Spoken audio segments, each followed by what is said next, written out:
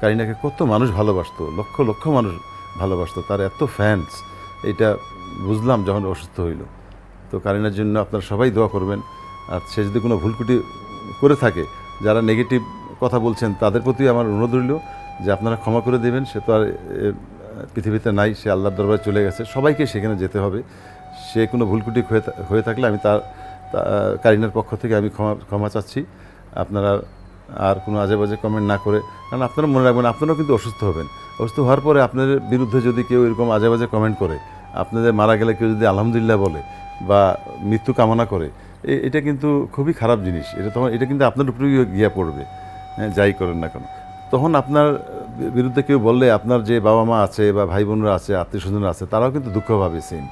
এই জন্য অনুরোধ রইল, সে কোনো ভুলকুটি করে থাকলে আমি ক্ষমা চাচ্ছি তার পক্ষ থেকে। আর যারা শুভাকাঙ্ক্ষীরা আছেন তারা দোয়া করবেন, আল্লাহ যাতে তাকে ক্ষমা করে দিয়ে তাকে বেহেশত নসিব করুক।